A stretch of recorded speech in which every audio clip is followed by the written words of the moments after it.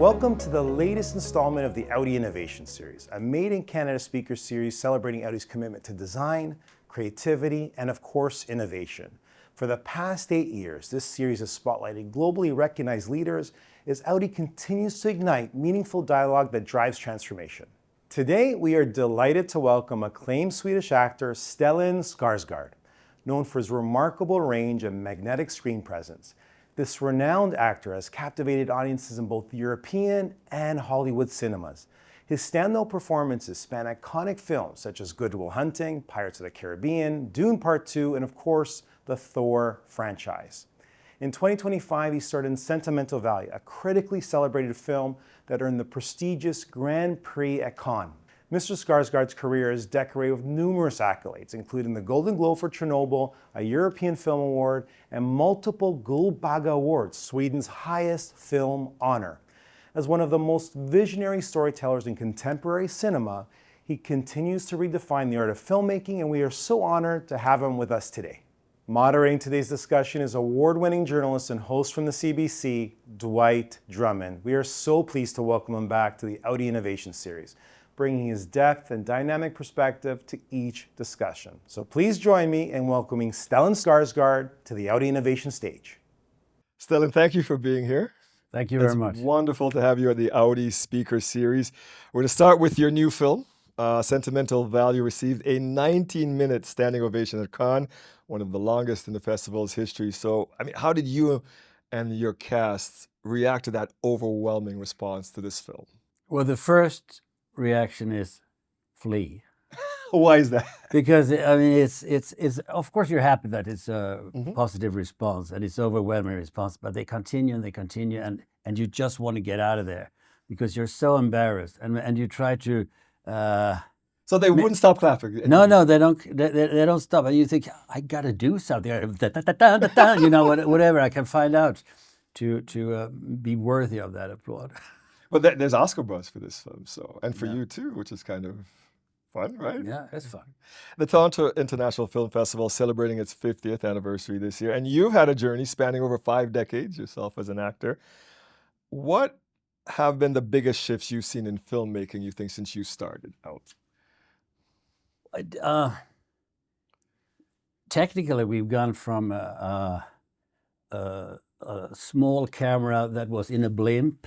Yes. That was sort of making too much noise, so they had to put it in a blimp, and to the over the digital revolution, and into this big cameras that are fantastic. What a difference! Yeah. What of course is a sad development is that, there were in every city in the world had hundreds of cinemas at that time, and we don't, and the streets were full of people at in the evenings to see films. Yeah, they were out to see films, and now they're all at home. All of us. And it's sad. That shared experience is not there. We have it at the film festivals, but overall. Yeah, but it's invaluable. Given your extensive experience in both film and television, because we know you started as a teen in TV, how do you navigate the differences in storytelling and character development across these two worlds? Because as you see now, the TV world is almost the same as the film world. These big blockbusters used to go straight to the theater, but now we get them on Netflix and these other things. The big difference between television and cinema that I actually count on is that cinema is a visual medium. Everything is expressed without talking. In TV, it's everything has to be. All the information has to be embedded in the lines, because you're supposed to be able to do the dishes at the same time as you watch a TV series, right? Got it. Okay, you don't need the focus. Doesn't have to be there as much. But and the cinema created that focus. And cinema has since the Nouvelle Vague films in the 60s, it has been totally independent of language in a way, spoken language, because everything, and that's how film started, right? With the top, right. And it's wonderful for me because, as an actor, I love what happens between the lines and below the lines. That's where the creativity is. That's where it is. Yeah. You know? And this film particularly because this film, Joachim Trier, he's a guy who sees your every detail in your eyes of your expression. Wow. And he sees it and he cherishes it and he uses it. And that's a wonderful situation to work with. From Good Will Hunting to Dune, you seem to take on roles in very different cinematic universes. So, I mean, how do you choose the roles that you pick as you push, your creative boundaries? Because you've had some incredibly memorable characters you've played over the past 5 decades. Well, you choose as good as you can. I mean, sometimes you don't choose. But I mean, or they choose you. They choose me, got it. and sometimes they choose you of a good reason, and sometimes they choose me of a bad reason. But the thing is that what I want is, I made about 150 films. Maybe. Yes. Yeah. And what I need is I want the script to be. When I read the script, I want to have an experience. I haven't read this before. Oh, okay.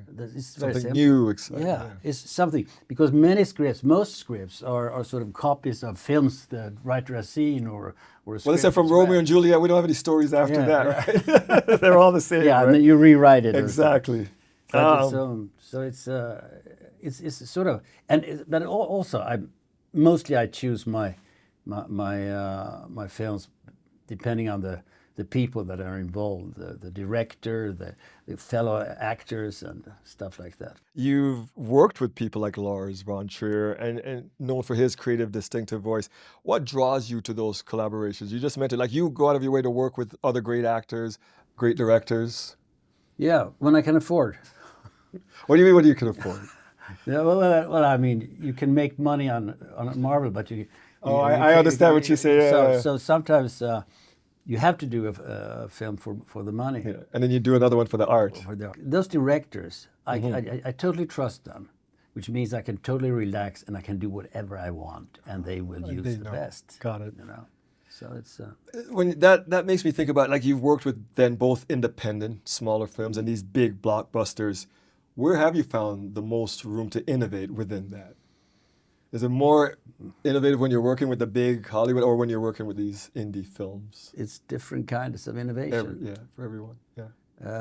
I mean, I've been happy with my big blockbusters too, because I've been working with Denis Villeneuve. Yes, Canada's own. Yeah, there's a lot of good directors that work within the system. And the innovation, do I want to invent something psychologically refined, or do I want to invent something that is expressed through their limitations? Like when I did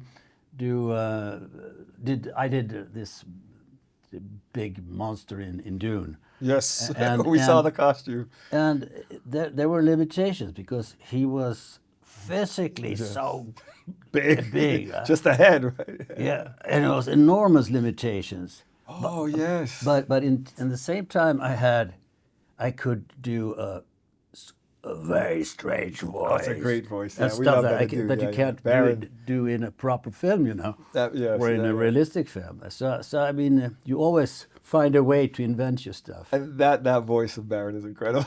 yeah, that's incredible. Can you share a moment with us when taking creative risk actually paid off for you? The thing is about innovation or being creative, your safety is unlimited in a way. That you feel that you trust. You mean with that director that you feel that you can. I mean, it's in the if you're creative in private enterprise in business, you have to have an environment that allows you to make mistakes. Yes. You have to be allowed to make mistakes. Yeah, that's learning. You're going to lose it. Because it's the mistake. Lars von Trier, the first film I did with him was Breaking the Waves. And he had a big sign on the set saying, "Make mistakes." And that was important. Is that how you learn? Yeah, that's how you learn. The Audi Innovation Series centers around design, creativity, and innovation, and risk-taking. And mistakes. And mistakes. How do you define those elements in your life then, and how does it manifest in your work? Because you see that is a big part. You have to be wide open. You have to be tolerant. I mean, I'm with my kids. my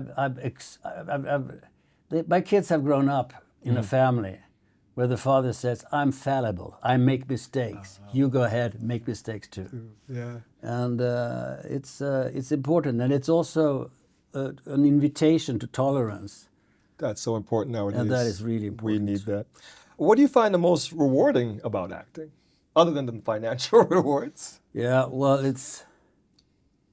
I think it's being on the set, meeting other actors and directors and the crew, and feeling that intensely and to me lovable atmosphere that is on a set, and getting surprised. I mean, it's not cool to a set that is sort of is filling in the blanks, that is just executing the ideas of the director that he's invented at his desk at home is terribly boring, and it doesn't give good results. But the thing is, when you get surprised when you're acting on the set, that is fantastic. Yeah. And who does the surprise? Not yourself. No, your fellow actor does it with you. Yeah. They give you something that you didn't expect. They give me something that sort of kicks off something. And you take it and run with it. If you could give a piece of advice to your younger self, what do you think? Because you started this, I read, when you were 15, right? Yeah. Your brother who went out for the role and you got it instead of your brother. Yeah. I'm sure he was very upset about that. What would you say to your younger self? What would I give me to? Advice, before you went on this long, 5-decade-long journey, what would you have said to yourself back in the day before you took it? Take it easy, because I was so full of energy and so full of ambition and tried to change the world in every second when I was young. That I said, that idealism we have in our youth. Yeah. It's. You say take it. You seem like you've taken it easy though. Yeah, well, I think I'm happier as an old man than I was as a young man. You mentioned the kids, so before we finish up, how do you have 8 follow you? Or so, I think 7, you have 8 children, 7 are in the business and one's a doctor, is that correct? Yeah. That's incredible. Yeah, well, they're not all actors, but I only have one daughter, and she's a casting director. Yes, but the 2 youngest ones, they've just started. They're in the business themselves. 16. Yeah. But it's fantastic. I come from Telluride now, and I met my son Alex there, who has a film called Pillion that is wonderful. And it's doing really well too. Yeah, and we had a lot of fun meetings there. You must be really proud. Yeah, and then I'll meet my son Bill, who had a film in Venice now. And they're all doing well. And it's still going. Yeah. I love it. What do you hope, and we'll finish up with this, what do you hope that audiences take away from your work? Right. And your work, what's so incredible about you is the breadth of it, right? From Mamma Mia to Dune to Marvel to, what are you giving us out there? What do you hope we get from it as we watch you? Well, as an actor, if you regard yourself as an artist, yes, you are. Yeah. You can't be as a painter or as a director have a sort of a line that goes through all your work, your lifetime's work, that is visible and proper. Because you're a hired hand. You're a hired hand to express that or express that. But I think that I have hope that my view of the human being is sort of somewhere present in everything I do. And because you give so much of yourself, something has to leak. and my humanistic view is, I hope it leaks.